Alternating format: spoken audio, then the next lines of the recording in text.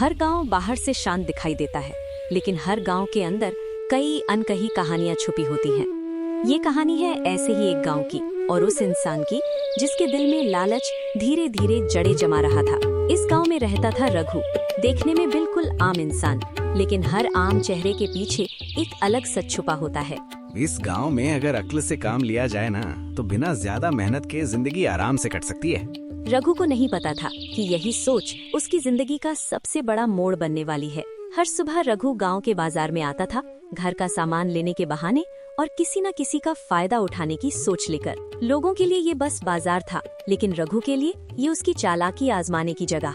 रघु भैया, ये रही सब्जी, पूरे 2 किलो है। 2 किलो? इतनी सब्जी किस लिए? घर में इतने लोग भी तो नहीं हैं। 1.5 किलो ही काफी है। और सच बताऊं, दाम भी कुछ ज्यादा ही बता रहे हो। अरे कल ही तो मैंने यही सब्जी इसी दाम में पूरे 2 किलो ली थी। आज अचानक दाम कैसे बढ़ गया? देखो, रोज का ग्राहक हूं तुम्हारा, कोई बाहर से आया हुआ आदमी नहीं। चलो ऐसा करो, आधे पैसे में ही दे दो, अगली बार पूरा हिसाब बराबर कर लेंगे। ठीक है रघु भैया, जैसा आप कहो। इस गांव में अगर अक्ल से काम लिया जाए ना, तो बिना ज्यादा मेहनत के जिंदगी आराम से कट सकती है। रघु को लगता था ये सब उसकी समझदारी है, लेकिन लालच की सबसे बड़ी सच्चाई यही है, वो इंसान को रोकना नहीं और मांगना सिखाता है। उस दिन बाजार से लौटते हुए रघु के कानों में कुछ बातें पड़ी, ऐसी बातें जो आम दिनों में कोई ध्यान नहीं देता, लेकिन जिन बातों में रहस्य छुपा हो वो लालच को खामोश नहीं रहने देती। सुना है जंगल के अंदर वाले हिस्से में कल रात कुछ अजीब हुआ। अजीब मतलब क्या? कहते हैं पुराने सूखे पेड़ के पास रात में कुछ चमक रहा था और जिसने भी देखा वो चुपचाप वहां से लौट आया। ऐसी जगहों से दूर ही रहना चाहिए, पता नहीं किस्मत बदलती है या बिगड़ जाती है। बाकी लोगों ने इस बात को डर समझकर यहीं छोड़ दिया, लेकिन रघु के लिए ये डर नहीं, एक मौका था।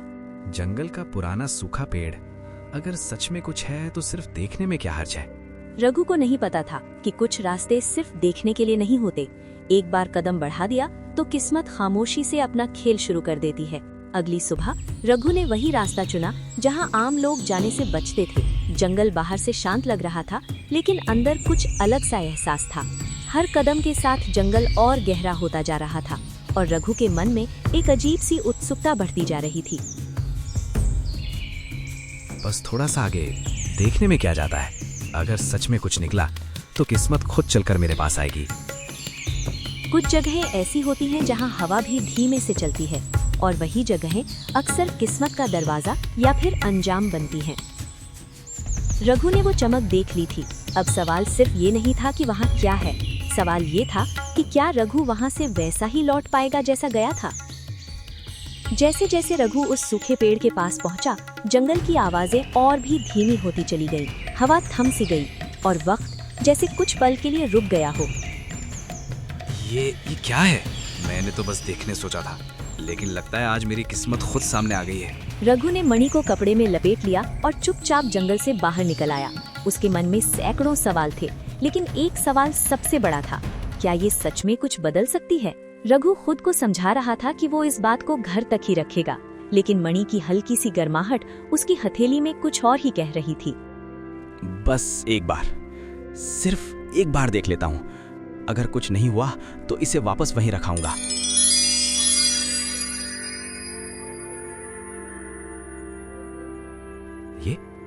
ये क्या है? मतलब ये सच में काम करती है? दिन बीते, एक नहीं, 2 नहीं, कई दिन, और हर दिन मणि ने रघु की जरूरत खामोशी से पूरी की। अगले कुछ दिनों में रघु के घर का हाल थोड़ा बदलने लगा था। कोई बड़ा चमत्कार नहीं, बस इतनी सी बात कि अब घर में भूख नहीं रहती थी।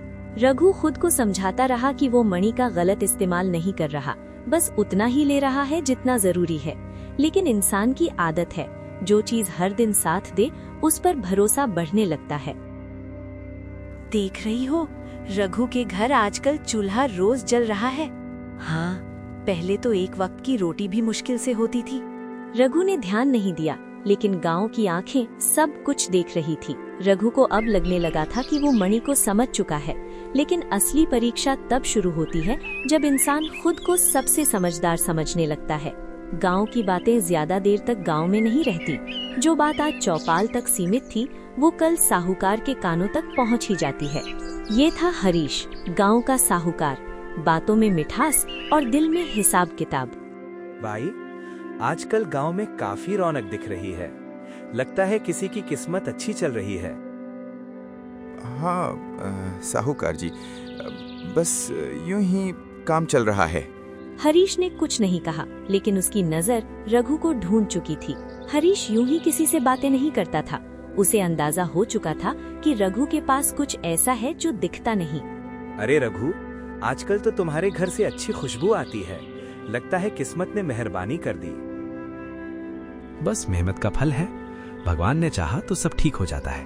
रघु समझ रहा था कि वो बात संभाल रहा है, लेकिन हरीश ऐसी बातों से और पक्का हो जाता है। अच्छी बात है रघु, किस्मत साथ दे तो आदमी और भी आगे बढ़ सकता है। बस सही सलाह मिल जाए तो। रघु के कानों में ये बातें मीठी लगी, लेकिन कई बार सबसे खतरनाक रास्ता मीठी बातों से ही शुरू होता है। हरीश की बातें रघु के दिमाग में अटक गई थीं। जो बात पहले बस पेट भरने तक सीमित थी, अब वो आगे बढ़ने का ख्वाब बन चुकी थी। रघु, मैं तुम्हें गलत समझ रहा था। तुम में कुछ खास है, और खास लोगों को सही मौका मिल जाए तो किस्मत पूरी तरह बदल सकती है। आप कहना क्या चाहते हैं? मेरा काम तो जैसा चल रहा है वैसा ठीक है। बस यही तो बात है। तुम छोटा सोच रहे हो। अगर थोड़ा बड़ा कदम उठाओ तो तुम्हें किसी के आगे हाथ फैलाने की जरूरत नहीं पड़ेगी। मैं बस मदद करना चाहता हूँ। जो चीज तुम्हें थोड़ा देती है, अगर वही ज्यादा देने लगे तो। ये सवाल नहीं था, ये एक जाल था, और जाल में फंसने के लिए सिर्फ एक कदम ही काफी होता है। अगर सच में ज्यादा मिल सकता है तो एक बार कोशिश करने में क्या बुराई है? रघु ने अभी कुछ किया नहीं था, लेकिन उसके मन ने पहला गलत फैसला ले लिया था। उस रात रघु की आंखों में नींद नहीं थी। दिमाग में हरीश की बातें बार बार घूम रही थी। पहले मणि सिर्फ जरूरत पूरी करती थी, लेकिन अब रघु उससे ज्यादा मांगने वाला था। सिर्फ एक बार, अगर थोड़ा और मिल गया तो सब ठीक हो जाएगा। रघु ये भूल गया था कि कुछ चीजें मांगने से नहीं, समझने से चलती हैं। बस थोड़ा सा और। ये अलग क्यों लग रहा है? रघु ने पहली बार हद पार कर दी थी। अगली सुबह रघु की झोपड़ी में कुछ ठीक नहीं लग रहा था। वो मणि से ज्यादा पाने की सोचकर सोया था, लेकिन सुबह कुछ और ही लेकर आई थी। ये सब गिर कैसे गया? कल तो सब ठीक था, फिर ये क्या हो गया? रघु को समझ नहीं आ रहा था कि ये हादसा है या इशारा। ऐसा पहले कभी नहीं हुआ। कहीं ये मेरी वजह से तो नहीं? ये नुकसान कोई बड़ी सजा नहीं था। ये सिर्फ पहला संकेत था कि मणि हर मांग का हिसाब रखती है। रघु अभी भी पूरी सच्चाई नहीं समझा था, लेकिन मणि ने अपनी बात कहनी शुरू कर दी थी। मुझसे गलती हो गई। मैंने सोचा था सब आसान हो जाएगा, लेकिन कुछ ठीक नहीं लग रहा। अरे रघु, इतना उदास क्यों? कल रात से तुम दिखे ही नहीं। मैं तो बस हालचाल पूछने आया था। कुछ नहीं साहूकार जी, बस थोड़ा मन ठीक नहीं है। हरीश ने रघु के चेहरे से सब समझ लिया था। देखो रघु, जिंदगी में डर से कुछ नहीं मिलता। अगर कोई चीज थोड़ा देती है तो उससे पूरा फायदा उठाना चाहिए।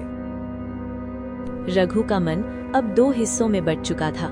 एक तरफ पछतावा और दूसरी तरफ दबाव, और अक्सर गलत फैसले यहीं लिए जाते हैं। उस रात रघु अकेला नहीं था, उसके साथ था डर, दबाव और लालच। हरीश की बातें अब रघु के दिमाग में आवाज बन चुकी थीं, और जब आवाजें अंदर से आने लगे तो सही गलत धुंधला पड़ने लगता है। अगर आज नहीं तो कभी नहीं, बस एक बार सब ठीक हो जाना चाहिए।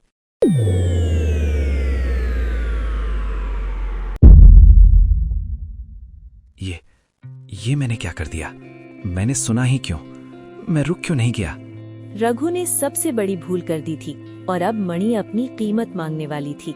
अगली सुबह गांव की हवा में कुछ बदला बदला सा था, जैसे रात ने सिर्फ अंधेरा नहीं बल्कि कुछ और भी छोड़ दिया हो। जो रघु ने रात में मांगा था, उसका जवाब अब मिल रहा था। ये सब मेरे साथ ही क्यों?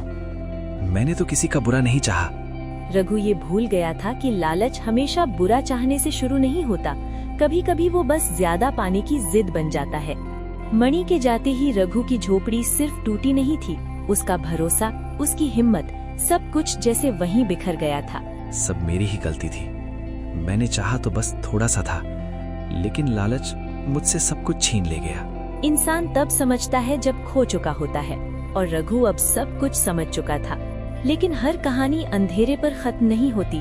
कभी कभी सब कुछ खोने के बाद ही इंसान को सही रास्ता दिखता है। कई बार इंसान को सही रास्ता तब दिखाई देता है जब वो गलत रास्ते के अंत तक पहुंच चुका होता है। रघु ने एक आखिरी फैसला लिया। वो अब कुछ पाने नहीं जा रहा था, वो जा रहा था कुछ लौटाने और कुछ छोड़ने। अगर तू सुन रही है तो मैं कुछ मांगने नहीं आया। जो मुझसे गलत हुआ उसे ठीक करने आया हूँ। ये कोई जादू की बात नहीं थी, ये एक इंसान का अपने आप से सामना था।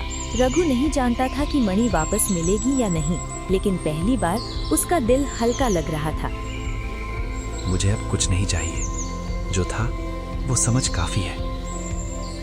और यही था मणि का आखिरी इशारा। वो चीज कभी किसी की नहीं होती जो लालच से पकड़ी जाए। रघु खाली हाथ लौट रहा था, लेकिन पहली बार वो अंदर से अमीर था। जो मिला वही काफी है। अब मुझे किस्मत नहीं, खुद पर भरोसा है। इस कहानी से बस इतना समझ लेना कि लालच कभी इंसान को अमीर नहीं बनाता। वो बस थोड़ी देर की चमक देता है और फिर सब कुछ छीन लेता है।